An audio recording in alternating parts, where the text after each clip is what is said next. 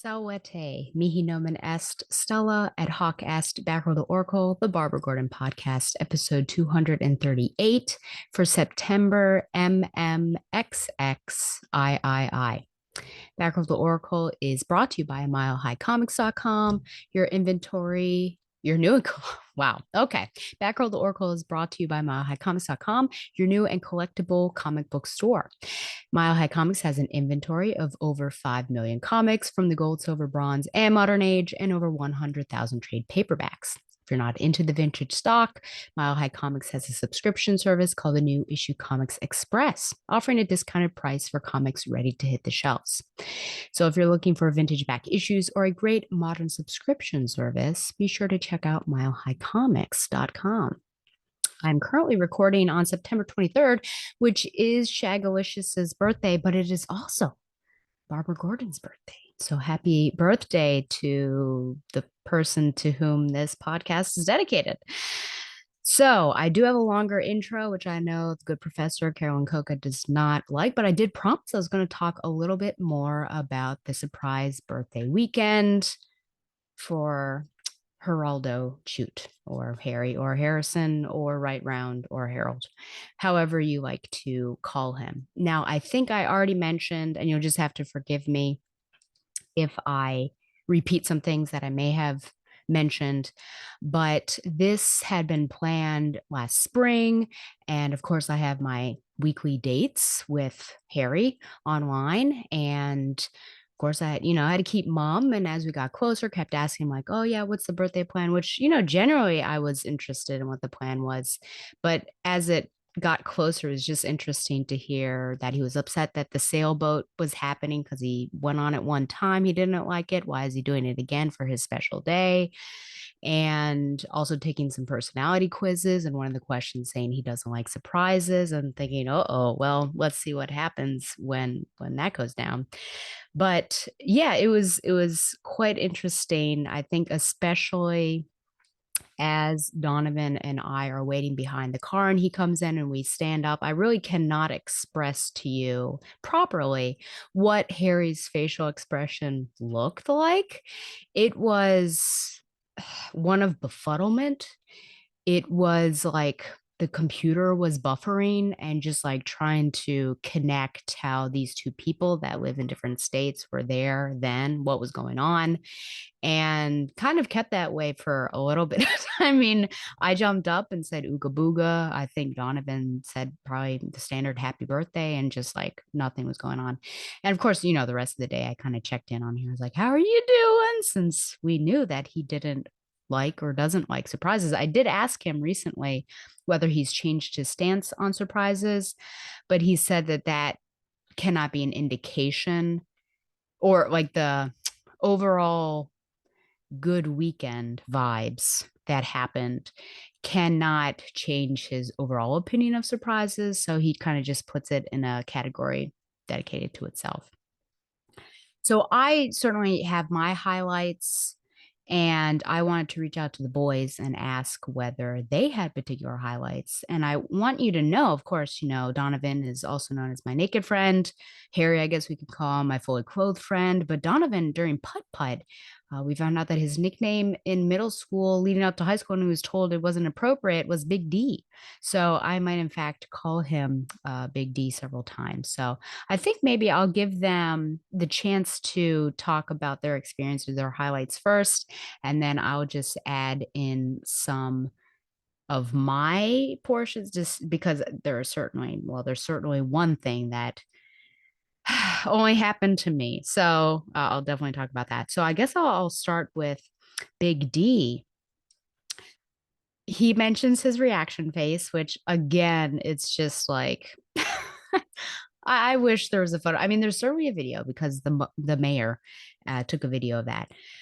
My laughter throughout was a highlight for Big D, which I told you all, I think last time, that I just felt really free. And Donovan had said, he hadn't seen me like that in years, which is true. His parents was a highlight for Donovan. They're amazing people. I, of course, give the mayor a hard time, but she's a lovely person. And George, Harry's father, Kathy's husband, is also a lovely man and were so helpful to me, which I'll get into once I talk about some of the trauma that I experienced. The sunny weather, which was great. Certainly a contrast from when I visited last October to run that race. My invasive questions about sex. Listen, I have questions. I have questions about race, I have questions about gender. And yeah, sure, I have questions about sex. Donovan, Big D, loves these questions. He lives for these questions. Whenever I go on my Labor Day trip with Ellie, we throw out a bunch of invasive sex questions and he answers. He always answers. Now what's interesting is he draws a line at bathroom inquiries because I'd ask him just to check up, did you do okay in the bathroom? He doesn't like to talk about it. He doesn't like to talk about it. I don't understand that. I feel like the sex stuff is way more personal and intimate than pooping, but he won't do it. Harry, when Donovan had left, said that he was learning a lot from Donovan because I asked if I asked too many questions. And he's like, no, I love that you ask a lot of questions, but my issue is, this is Harry, is that I want to answer all of them. So I need to learn from Donovan to have like a filter and tell you no. But a lot of people just answer my questions. I don't like really have to bid. There are only a couple of people that I beg for answers because they're just not going to give it to me. But otherwise, it's just, I think it's my innocent face. And yeah, it just comes from a place of interest, really. Golfing and ice cream. Oh, yeah, which there were certainly invasive questions there. So, putt putt, that was a lot of fun. And then we had ice cream at that establishment too. It looked like a little town. That was, yeah, I won putt putt. I just want to say that. So, humble brag. Watching movies. So Donovan, when this was obviously Donovan knew about the surprise, he said, why don't each of us bring a movie that we want to show the other? And so I was thinking about, oh, what do I want to do? What do I want to do? Of course I'm the shipper. So I decided to go with You've Got Mail. And I was nervous about that because I really do love You Got Mail. And when you love something a lot and want to share it with somebody else, you hope that they like it. And I was just thinking, oh man, what if these people don't like it? But they actually did enjoy that film. Donovan brought Chocolate, which is a Thai film, not chocolat. And basically, I remember seeing this before he lent it to me because he very much sees the lead character as a Cassandra Cain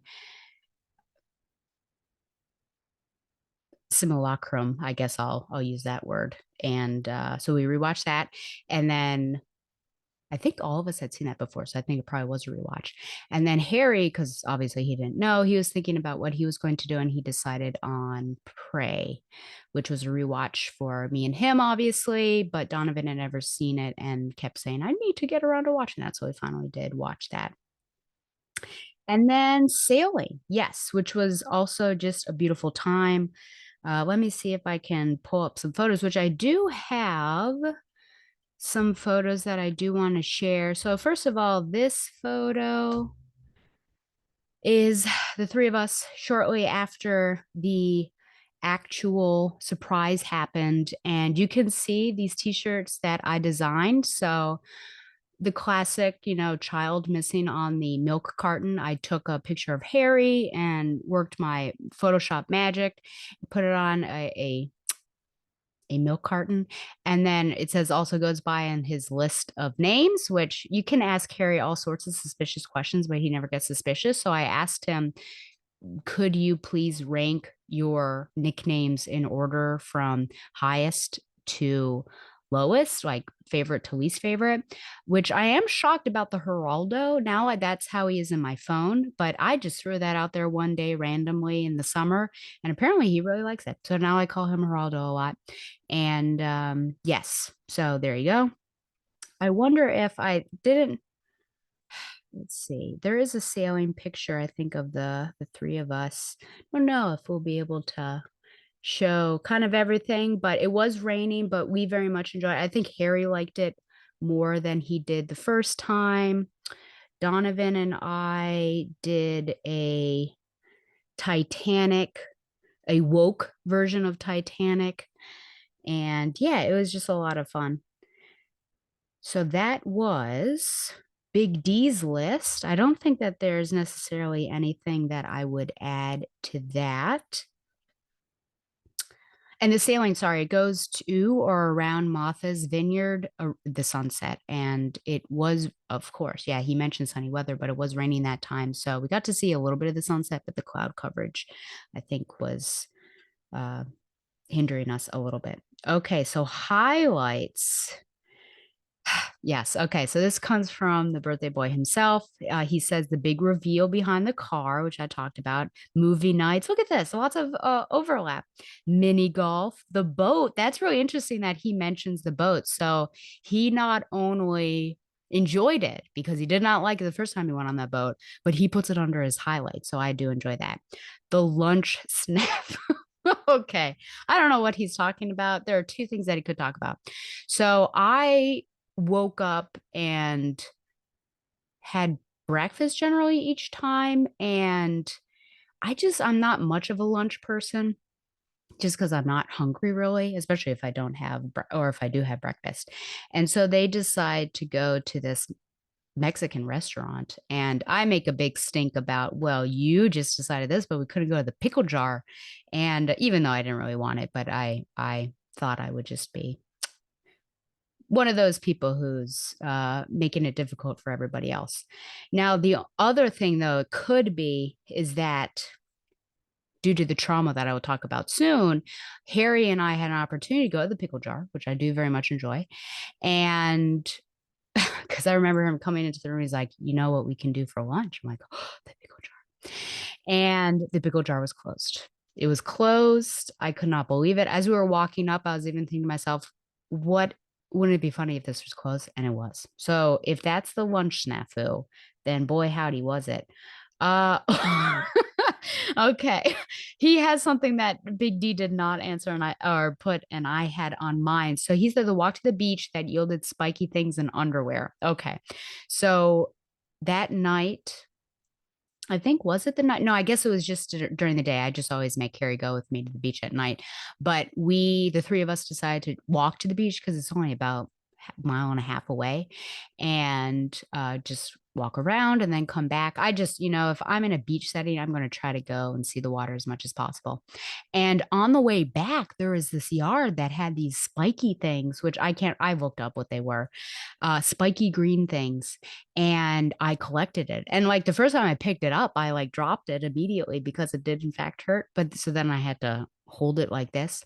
And I began decorating the mayor's tabletop with these, but I just brought them back basically every time I went out. So if I went on a run and I passed that house on the way back, I was running with it in my hand. So I think there were about four at the end, which I'm sure they're gone now. But there also was this ball of cloth on the sidewalk. And we were all wondering, oh, what is this? And on the way back, I would have kicked it with my hand, or I would have kicked it with my foot to figure out what it was. But Big D decided to pick it up. And it was a pair of panties. And by panties, I mean probably male underwear. I don't know what goes through Big D's head sometimes, but poor decision making, I think. But he's okay. He has not had a health crisis as far as I'm concerned. River City Girls, yes. This was a game that he and I were going to play co-op, but then without doing research, we later found out after he bought the game because I already had it, no online co-op. But then I thought, oh well, we'll play it in October, and we decided to play it the night that Donovan wasn't there, which again I'll get to why that is. And no, it was a lot of fun, but there is this boss that we got so close to beating. You just need to like one hit, and then he killed me, and I made a racket in the house. Birthday dinner, which I think was at the really nice restaurant and by the windows so you could see the water and the sunset. And this is where Donovan got some points on me for best house guest or most favorite house guest because he ate a quahog or quahog, which is like a stuffing stuffed shell. And I had pasta, which apparently George was watching me and made a remark that I had pasta at the seafood restaurant. Listen, I got the chicken. It just so happened to come with noodles. Okay. And I don't know. I guess that was just a highlight, just like being very, oh, yeah, no, that must have been his birthday dinner.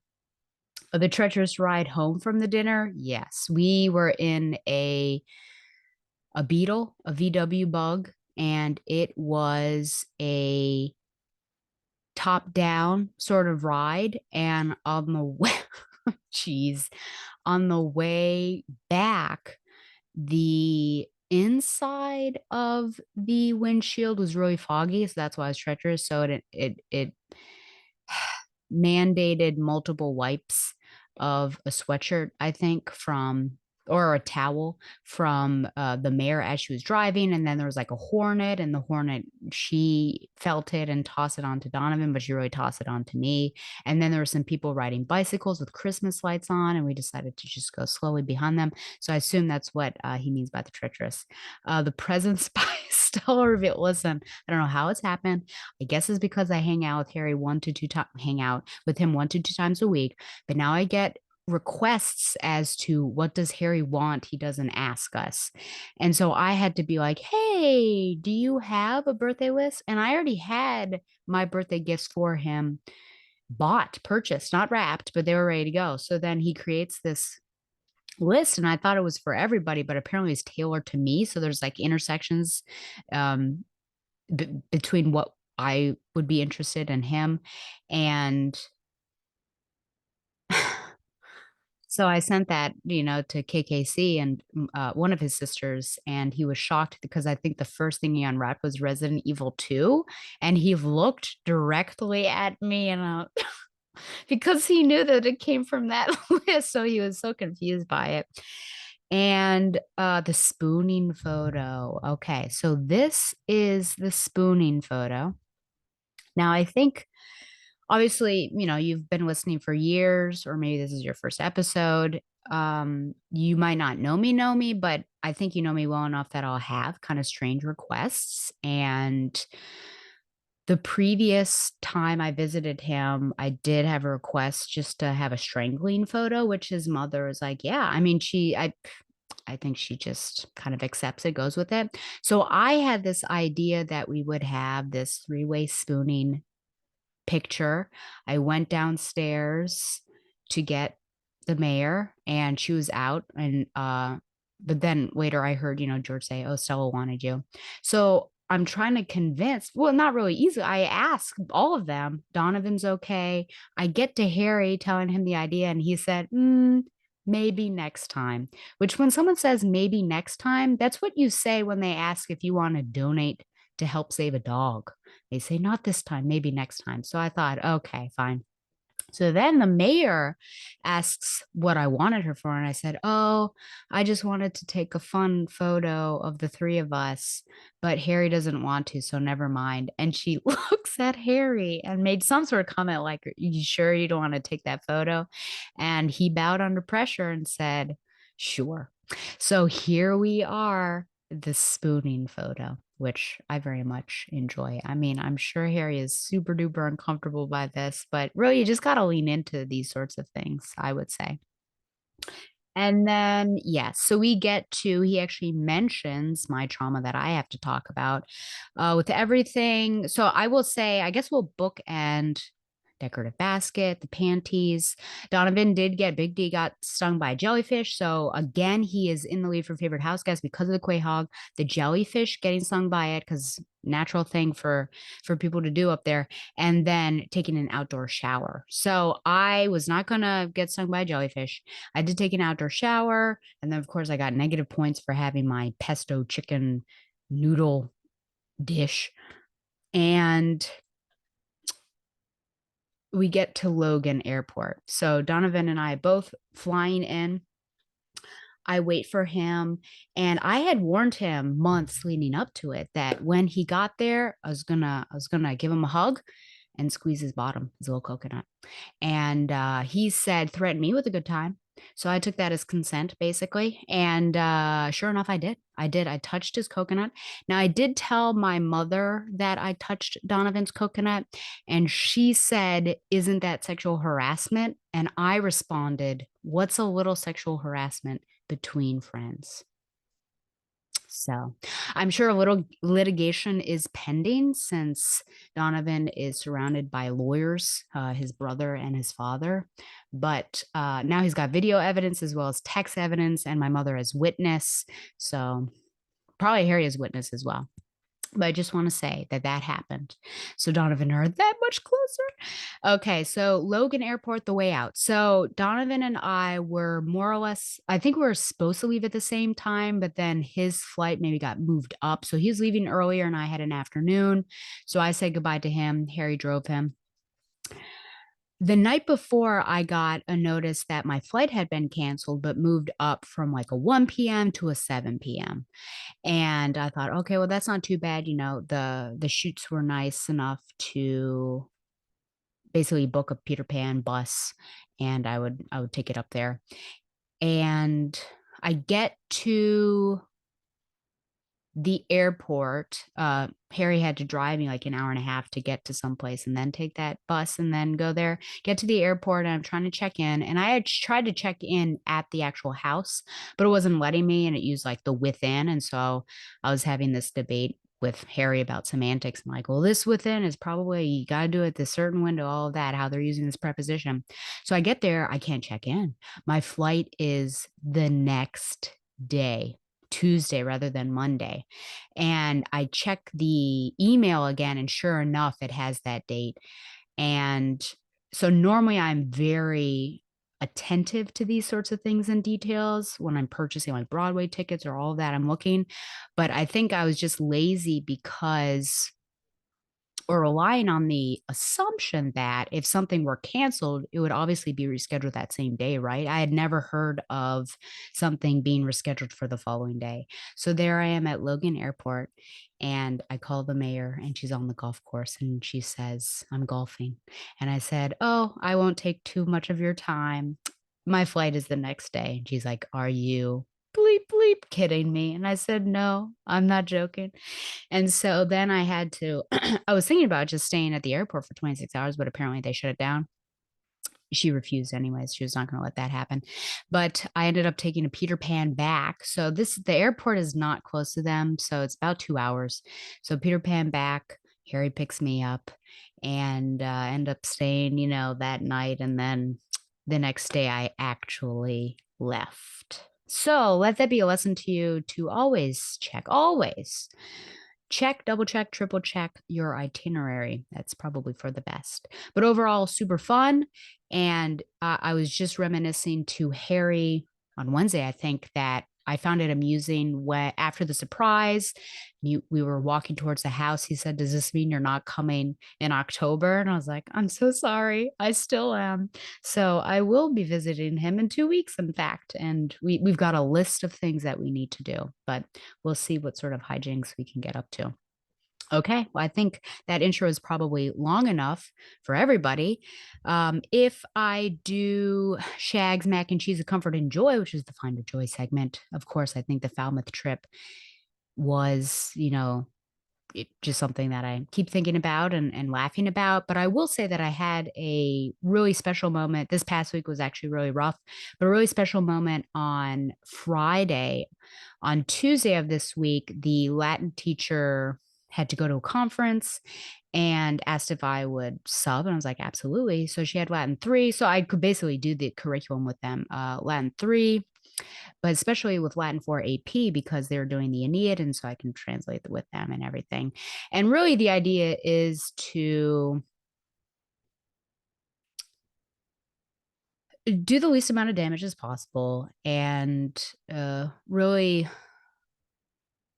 leave zero footprint, right? And so I obviously have my own teaching style. I don't know what that teacher does, but just trying to help them as much as possible. And then on Friday, I had subbed AP World History classes, and one of the students said, just out of pocket, you're such a good Latin teacher. I learned so much from you. And I was like, thank you so much. And it was just, I don't know, encouraging, edifying that number one, I still have it. And number two, like the things that I have been doing do work for students. And that I do know what I'm talking about. So I'm very happy about that. But it was just great to be in the classroom and talk about Virgil and the Aeneid.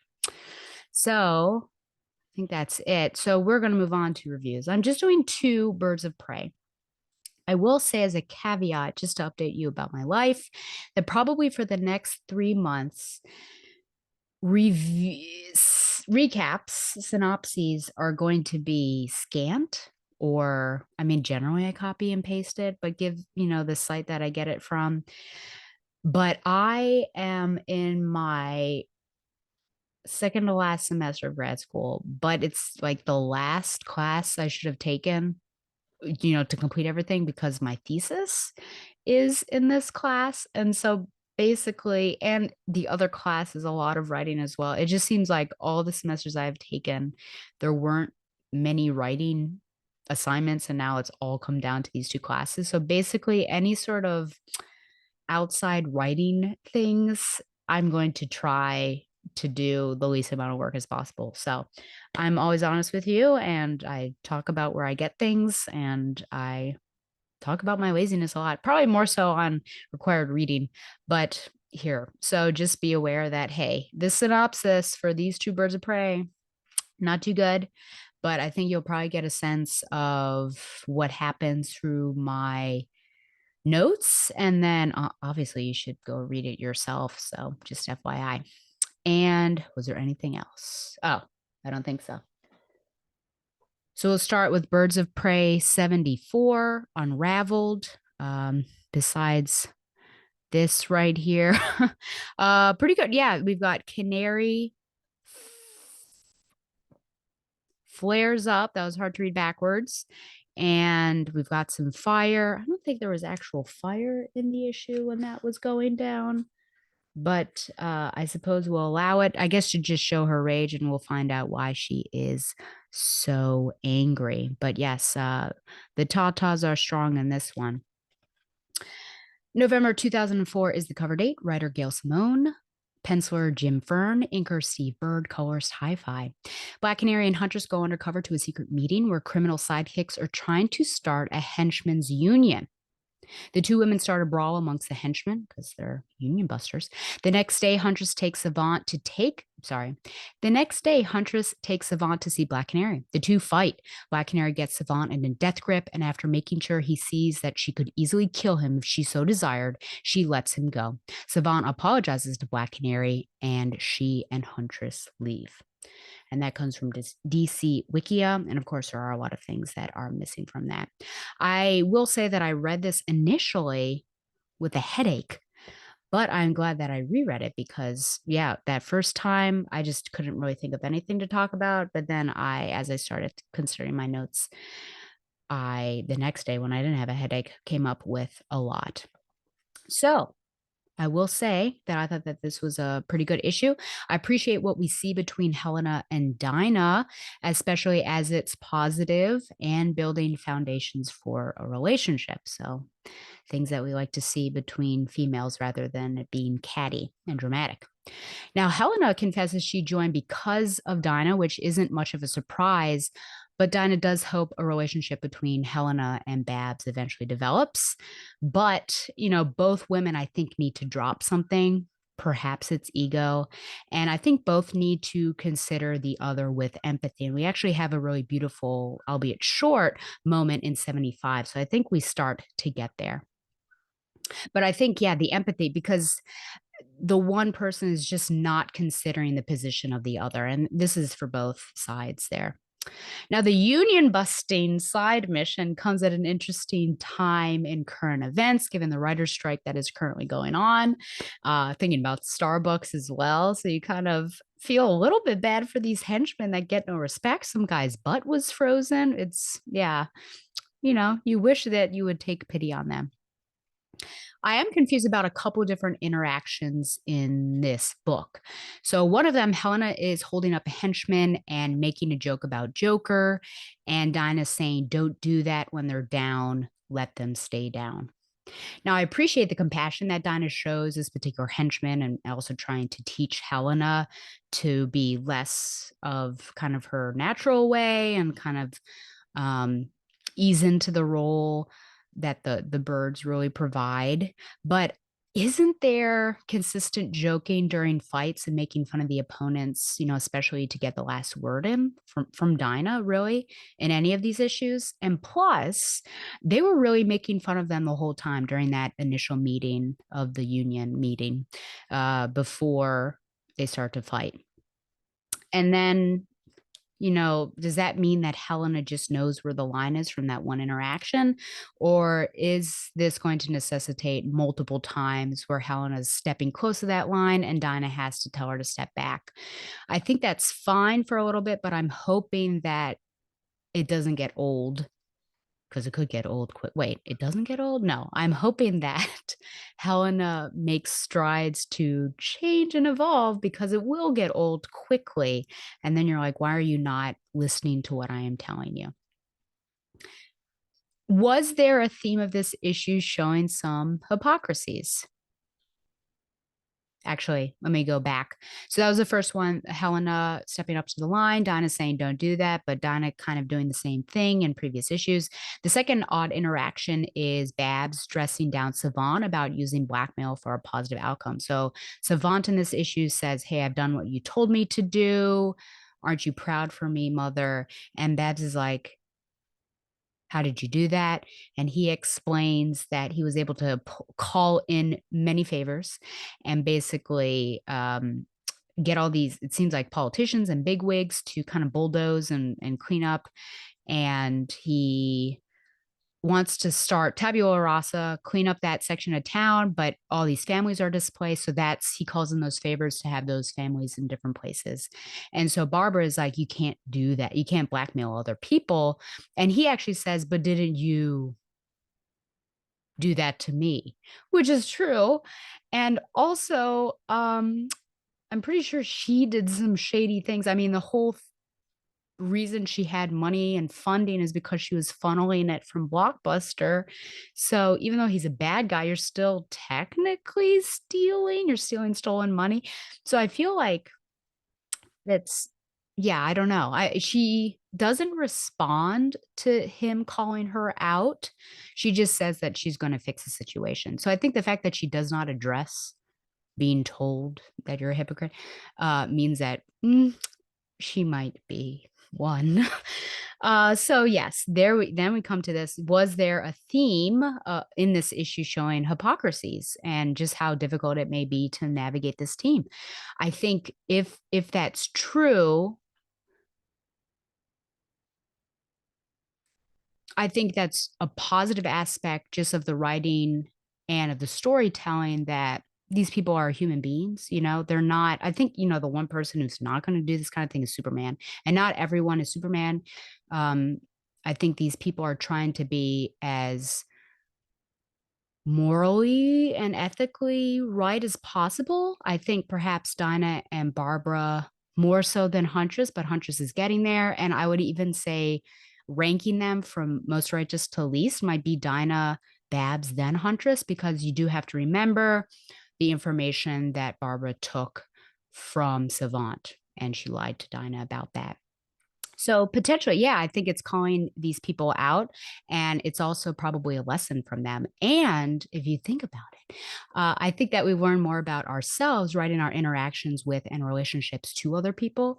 And so Barbara and Dinah, in those moments, interacting with Savant and with Huntress respectively, are saying this and then realizing, oh, I do that and I feel that it's wrong. So why am I doing that? So hopefully everyone in this issue is learning something. Fingers crossed. What is Barbara's responsibility when it comes to Savant?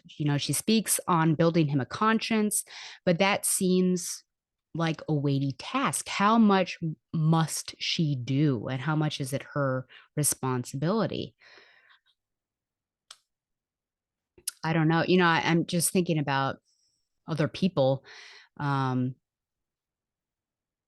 Gosh, psychologists and psychiatrists and therapists and things like that. I think a lot of it is like the person needs to help themselves. Like, you cannot fix the other person, which of course is like this whole romantic trope I know of like, I can fix him.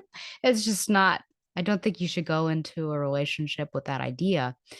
So I feel like Barbara can give him some tools and educate him, but it really cannot be her responsibility. Man, it's the whole horse and the water and the leading. Oh, but on the flip side, if he goes off again and does something, it is on her. So there is a bit of a double standard. I mean, he's an adult and should be making these decisions, but we know that he's unhinged. Ooh, this is a big question. Yeah, because if someone dies, it is going to be her fault and her responsibility because she should have put him back into jail. And Donna, is going to lay into Babs for that. So I guess given the stakes involved, if he goes bad again, it is a lot of responsibility. But I think he needs to rehab himself. Yeah, if we think about someone who's a drug addict, I mean, you can tie someone to the bed and take care of them as they go through withdrawal, but once they leave that bed, you can't, unless you're locking them up, you can't keep them from going back to the drugs. Like they have to do it. So if I use that analogy, I still feel like she can only give him the tools and kind of educate him about empathy and compassion and keep a close eye on him, like a really close eye. And then once he messes up, fire him. So basically, Barbara needs to be Batman and just monitor, monitor, monitor. And he crosses the line even a little bit, put him away. So the one time that I'll say that Batman's methods would be helpful. Ooh, just like Dinah. Oh yeah. Is it her responsibility to say Savant and why is he looking to her to do that? Yeah, he starts off before the fight, talking about that time, obviously, where he broke her legs, tied her up, and thought he'd be nice. But then she laughed at him and made it all a joke, and he got upset. And he was thinking, dot, dot, dot. And then Donna's like, what were you thinking? He's like, never mind, doesn't matter. And then they fight. And then afterwards, he thought, he said to her, you've saved so many people. I thought maybe I could be one of those people. And so, again, how is that her responsibility to save Savant? Why is he looking to her to do that? It's like he's trapped in his own body and he wants to do something but can't, which I suppose is any sort of exceptionality and or disability. And maybe he thought she could look, but it's interesting that he would say that for Dinah and not for Oracle. Yeah, I'm not sure. Lots of deep questions and no one to discuss them with. But yeah, so some questions for you just about Savant and what are these birds' responsibility when it comes to him? I don't think it's Dinah's responsibility to save him either. So we do find out that Dinah knows Babs lied about Savant's files, which is interesting. I hope that we have a conversation between Dinah and Barbara about that. I don't know if Dinah's waiting for Barbara to come to her. It seems like something I've seen in a movie before. In the fight between Dinah and Savant, we see the growth that Dinah has made utilizing the various teachings from her trainers, as well as the lasting impact of what Savant did to her. So I think we can, in fact, quite literally and figuratively, call that issue and what happened to her a trauma, which is unfortunate just because we know that she went through a lot with the longbow hunters. Dinah, I think, needed to reclaim the power that had been lost, really taken from her during that whole episode. And the only way to do that, I think, was to have a rematch, right? And for her to be full strength to do that, not just on wobbly legs. In this match, I think that Dinah is able to model preferable behavior to Helena, though again, there is some concern about the way she went about this. So she can show that, yeah, you can, there's the edge, the line is there, right? No killing, we stop when it's time to stop, that sort of thing. But it was just a weird setup, lying to get him in there, beating up Creote, leaving him outside, and then there's this whole talking, and then it's just really intense. I mean, they are lethal blows. Like it goes through, and like anything that could land could kill. So I think that's poor modeling, but the ending is good modeling. I don't know. We see Savant's perspective of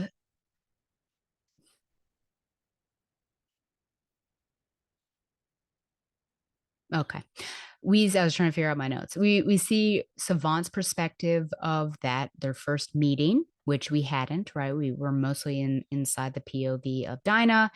And we also see, men just don't like being laughed at, and that's their worst nightmare. Isn't that interesting?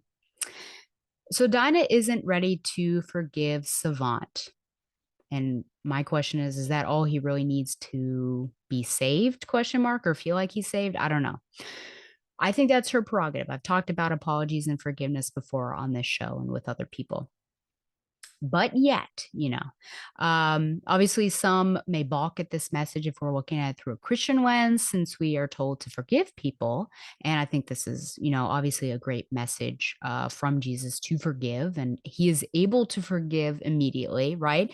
But I would say that while he does tell us to forgive others, he doesn't say immediately forgive others.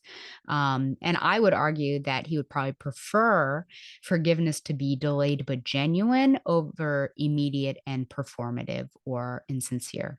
So I think maybe forgiveness is coming for Dinah, but not at the moment. She's not ready. So why should she lie and say you're forgiven when she doesn't feel that? I think that would be bad for both parties, because the hurt is not healed, and she would not behave that way, and he'd be confused, and it'd be all sorts, and she'd be acting up, all that stuff. So I would say pretty good. I mean, obviously lots of questions to kind of discuss. I'd love to hear what you all have to think about that. Just responsibility of Donna and Babs when it comes to Savant and saving him. And I don't know. But think I'm going to give this a 7.5 out of 10. Union Busters.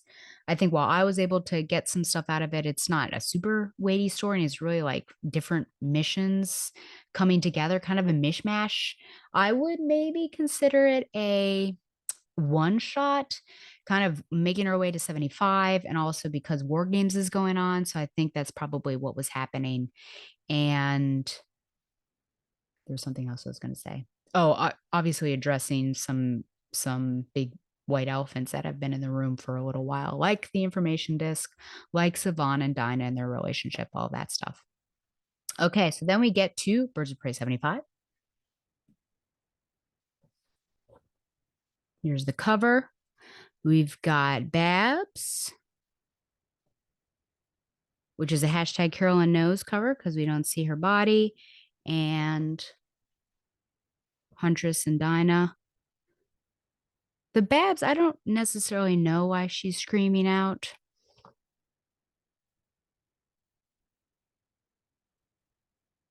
Kind of have the clock tower. Maybe it's in mourning over what has happened. December 2004 is the cover date, and we have two stories in here since it is a larger, oversized issue, two action-packed anniversary adventures, sorry. So the first story is Breathless, and the writer is Gil Simone, artist Ed Benez, and colors Hi-Fi. The building containing the clock tower is no more. It has been demolished.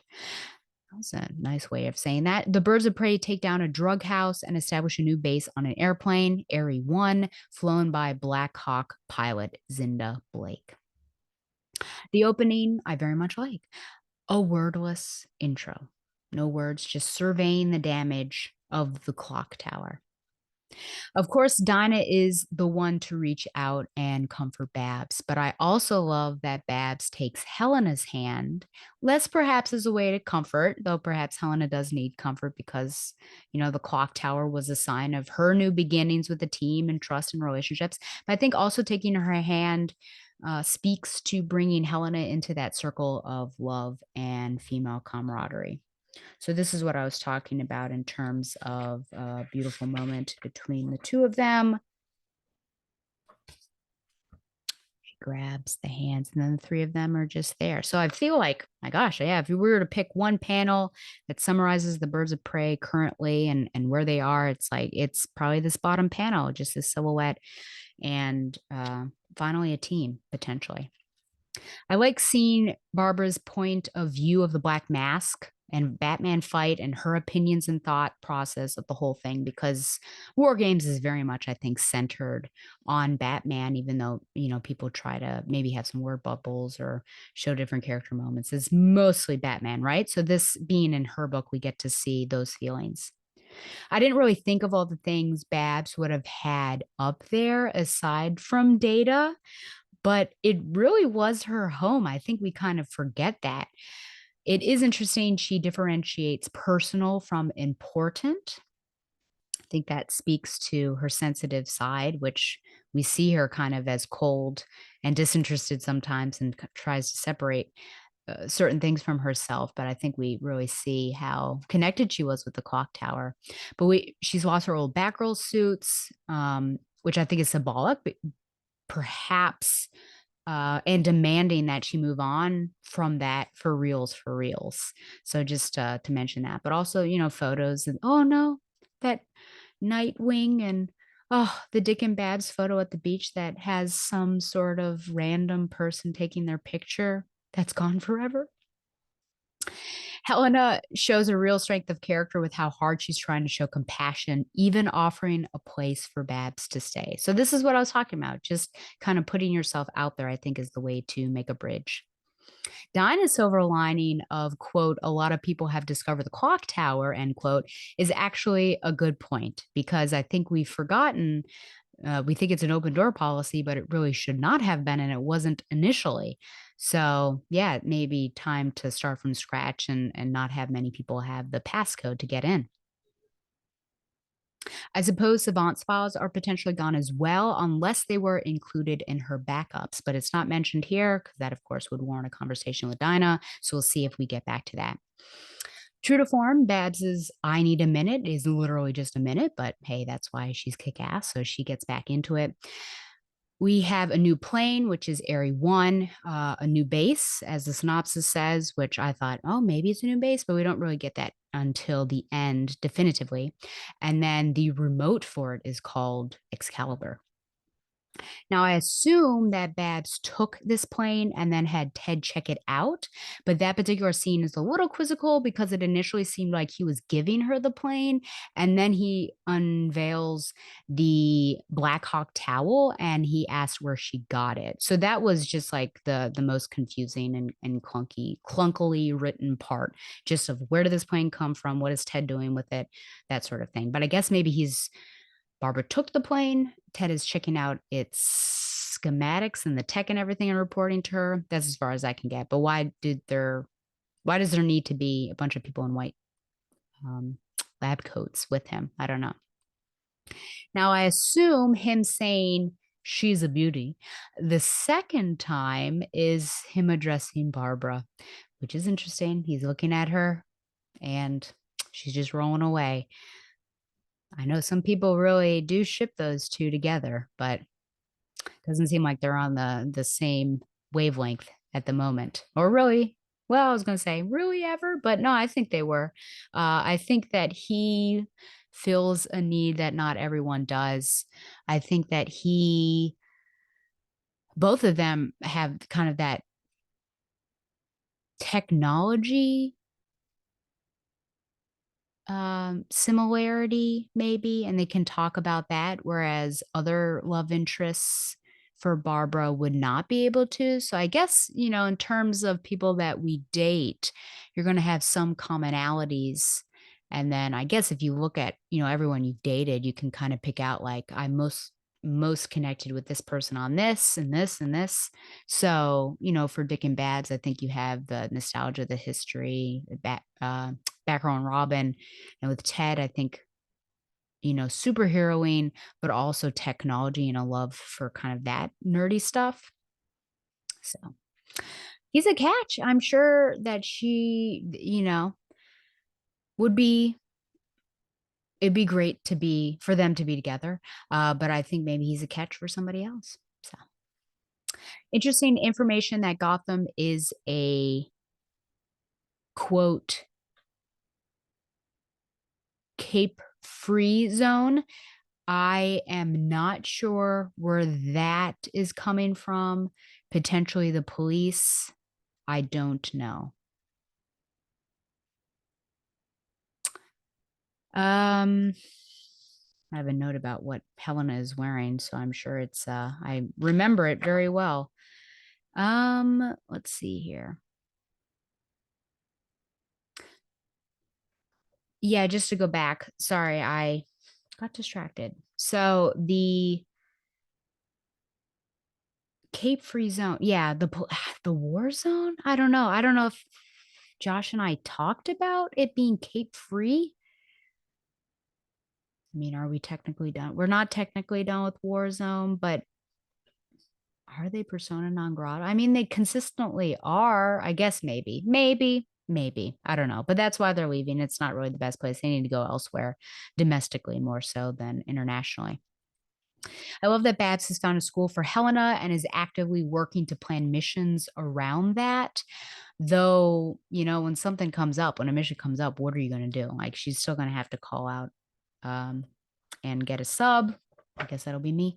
But I remember Tom and I totally had a discussion about that and how unrealistic it was because of how often she would have had to leave and the bruises and things like that. It's just that's a hard line of work, I would say. Ah, there I found it. So I said, what the heck is Helena wearing? I don't know if you're going to be able to see this. Look at this. I mean, well, practically the students wear these sorts of things, but it's um a strip of cloth on the top and a strip of cloth on the bottom. That's the best way to describe it. But geez. Okay. A mission there, yeah, a mission, perhaps their first priority mission after the current one will be to go after vigilantes who have crossed the line. So they are cleaning house, as it were, and they're going out of Gotham, but still domestic, as I mentioned. And I think the War Games is certainly carrying over, so that has had a greater impact on what the birds will do, as well as potentially other people in the superhero community. Babs takes part in the current mission in Gotham as bait, where they go after Tom Paul Jessup, who is a drug kingpin that Savant forced out of the hamlet that he was cleaning out, but not out of Gotham. And I am not sure how this works with Black Mask as the kingpin. So it seems like there would be a conflict between the two of them because TPJ should probably be paying some monies to Black Mask and kissing his ring, but we don't see that. And finally, yes, I've been waiting to see Lady Blackhawk for some time now, actually. And she has finally appeared. But the biggest wang bang zinger is Barbara saying, I'm not going back to Gotham, guys. Not soon, maybe not ever. The tower, it was more than our headquarters, Donna. It was my home. It's gone and I destroyed it. Everything there makes me sad. The rubble, Batman, Nightwing. I just want away. I want to forget. And I'm no damn good at forgetting, which is true. I mean, that's something that I have to deal with as well because I can't forget things. Woo! So this is what, yeah, I kept asking Josh. Well, I guess I kept saying, like, they just need a break from each other. They just need a break. And yeah, it's happening. It's happening. She's getting some spatial as well as temporal breaks from everything. I think that this is good. And I think it's mostly healthy. I think she probably needs to work through some stuff, of course, but I think she does need to be away from Gotham. So I applaud this, and I'm shocked that this is happening for sure. I'm going to give this 8 out of 10 itchy wigs, which is what what Babs had to wear in order to be bait. Which when she wore that wig, because of Ed Benez, I kind of was trying to figure out who this was. Is that Dinah wearing a wig? Why is Dinah wearing a wig? But she had glasses on. So the second story is There Would Be No Spring.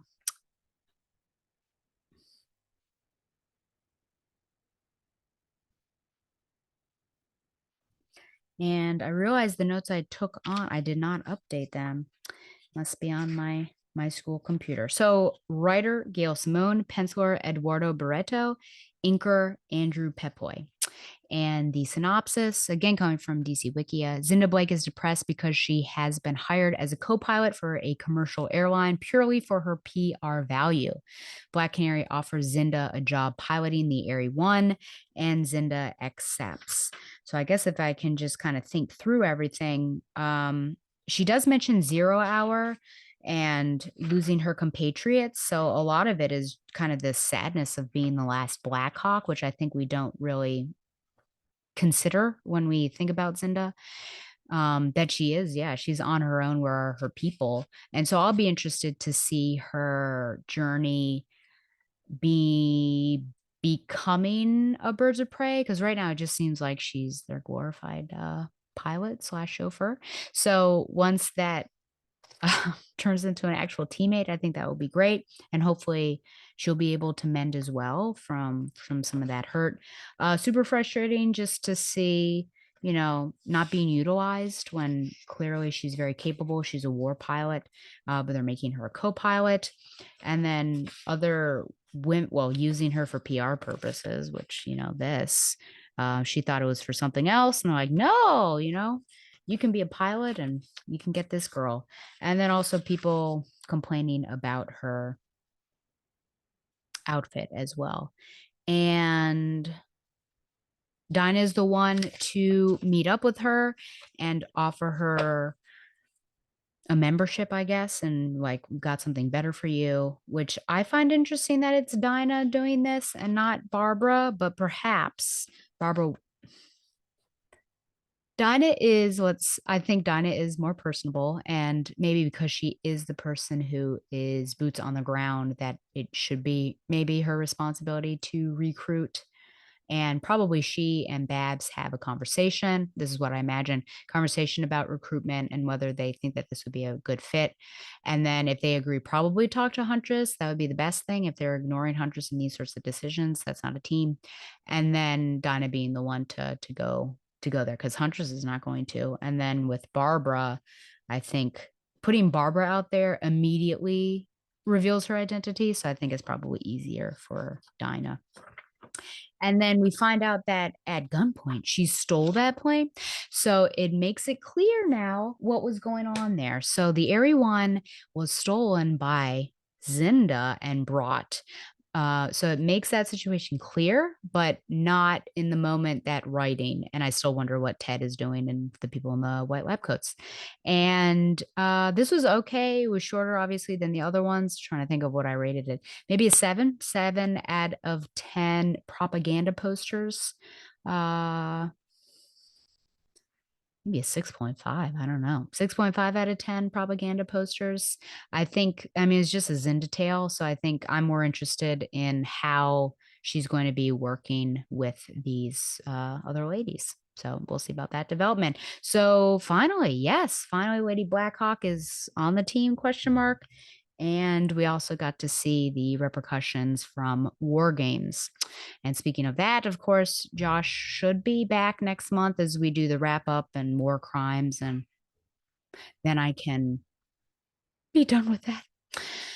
There are no actually, sorry, that's a lie. There are listener emails, but they're mostly about war games. So I think that I'm going to save them for when Josh returns, just so we can talk about them together. And I think I'll actually read an interview that Big D conducted instead. But that's when I come back. First, oh, well, yeah. That's when I come back. And I will also be reviewing Birds of Prey, Volume 5, number 1. We'll see. Does it live up to the hype or does it disappoint? Who knows? But first, in honor of Big D himself, Zaius's Radio Hour featuring Peaches by In the Valley Below. See you guys soon.